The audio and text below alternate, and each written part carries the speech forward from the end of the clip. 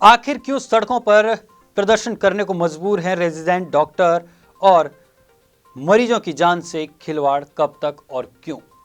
नमस्कार, स्वागत है आपका। मैं हूं आपके साथ हिमांशु बरमूला और आप देख रहे हैं BHBC न्यूज। रविवार को ही प्रधानमंत्री नरेंद्र मोदी ने देश को संबोधित करते हुए कहा कि कोरोना की तीसरी लहर से लड़ने के लिए देश में 18 लाख आइसोलेशन बेड हैं।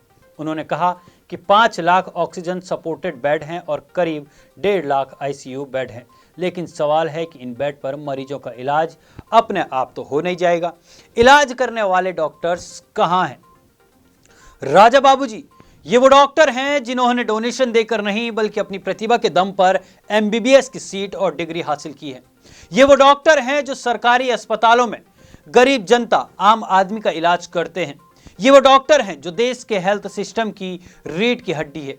ये खुद को भगवान कहलवाना पसंद नहीं करते, लेकिन कोरोना काल में इन्हीं डॉक्टरों को देवदूत बताया गया। ये डॉक्टर खुद पर फूल बरसवाना नहीं चाहते, लेकिन कोरोना के संकट में इन पर फूल बरसाया गया। अब यही डॉक्टर लाचार होकर प्रदर्शन कर रहे हैं। नीट PG काउंसलिंग जल्द कराए जाने की मांग को लेकर 17 दिसंबर से शुरू हुआ रेजिडेंट डॉक्टर का विरोध प्रदर्शन जारी है। 27 दिसंबर के प्रदर्शन के दौरान दिल्ली पुलिस ने डॉक्टर को बुरी तरह से पीटा, घसीटा, गाली दी और हिरासत में लिया। महिला चिकित्सकों का आरोप है कि पुरुष पुलिसकर्मियों ने उनके साथ बदसलूकी भी की। पुलिस या बर्बरता के बाद से रेजिडेंट डॉक्टर्स का यह प्रदर्शन अब अधिक संगठित हो गया है। डॉक्टर्स के साथ हुई बर्बरता के बाद इस आंदोलन को विपक्ष का समर्थन भी मिलने लगा है। आपको याद होगा कि जब कोविड चरम सीमा पर था तब डॉक्टर्स को मास्क, PPE किट की जरूरत थी, तब सरकार इन पर फूल बरसा रही थी। आज जब डॉक्टर्स हक की मांग कर रहे हैं तो उन पर लाठी डंडे बरसा रहे हैं। क्या ऐसे में ओमिक्रॉन वेरिएंट और तीसरी लहर की तैयारी कर रही है केंद्र सरकार? रेजिडेंट डॉक्टर्स एसोसिएशन एम्स के पूर्व प्रेसिडेंट हरजीत सिंह भाटी ने लिखा है, डॉक्टर्स को सड़कों पर पीटा जाता है, महिला डॉक्टरों से पुलिस द्वारा छेड़छाड़ की जाती है और जनता या मीडिया द्वारा आवाज नहीं उठाया जा रहा है। सरकार सो रही है और न्यायपालिका सर्दियों की छुट्टी पर है। मुझे नहीं पता कि हम किसके लिए दिन रात काम कर रहे हैं और अपना निजी और पारिवारिक जीवन खराब कर रहे हैं। 27 दिसंबर को हुई पुलिस बर्बरता के बाद से रेजिडेंट डॉक्टर्स का यह प्रदर्शन अधिक संगठित हो गया है। प्रदर्शन में शामिल डॉक्टर्स लगातार आम लोगों और मीडिया से समर्थन मांग रहे हैं। वहीं अब डॉक्टर्स को मीडिया और आम जनता का समर्थन भी मिलने लगा है, लेकिन इन्हें उस स्तर पर कवरेज नहीं किया जाएगा जिस स्तर पर बीजेपी की रैलियों को कवरेज दिया जाता है, क्योंकि ये अब आम बात हो गई है कि गोदी मीडिया अपने आका को ज़्यादातर समय स्क्रीन पर दिखाता है तो बाकी खबरों को जगह नहीं मिल पाती है। अब आपको एक ऐसे डॉक्टर की कहानी बताते हैं जिसने किसानों को तालिबान बताया और आज अब खुद सड़कों पर प्रदर्शन करने को मजबूर है।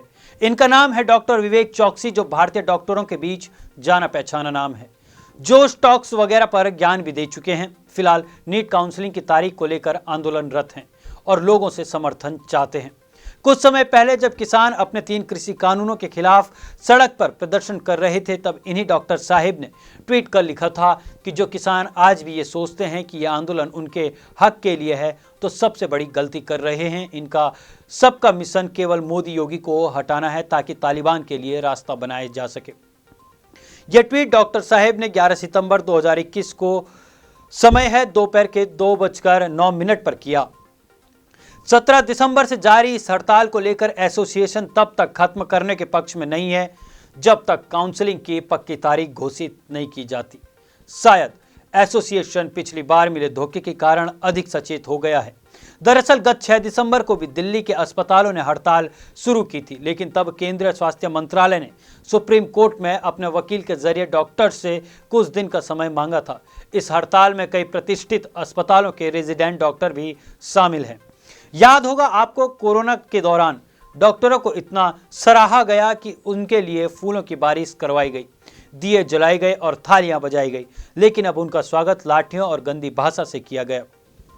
अब डॉक्टर्स पर हुए इस लाठीचार्ज के बाद प्रदर्शन को और हवा मिली। इस घटना के बाद देश भर के डॉक्टर्स एकजुट हो गए और प्रदर्शन और ज्यादा बड़ा हो गया और डॉक्टर ऐसे समय में हड़ताल पर गए हैं जब तीसरी लहर की आशंका है और अस्पतालों में इस प्रदर्शन से इमरजेंसी ठप पड़ गया। मरीज इलाज के लिए भटक रहे, अस्पतालों का गेट बंद कर दिया गया, एम्बुलेंस को बाहर से ही वापस कर दिया जा रहा और जो मरीज पैदल अस्पताल पहुंच भी गए हैं उन्हें इलाज नहीं मिल पा रहा। इन सब का दोषी कौन, कमेंट बॉक्स में जरूर बताएं। अभी के लिए बस इतना ही। देखते रहिए BHBC न्यूज। नमस्कार। रोज की ताजा खबरें सुनने के लिए सब्सक्राइब करें BHBC न्यूज चैनल। साथ ही रोज के नोटिफिकेशन जानने के लिए दबाएं बेल आइकन। साथ ही हमें अपनी राय देने के लिए हमारी वीडियो पर कमेंट करके बताएं और वीडियोस को लाइक और शेयर करना बिल्कुल ना भूलें। आप देख रहे हैं BHBC न्यूज।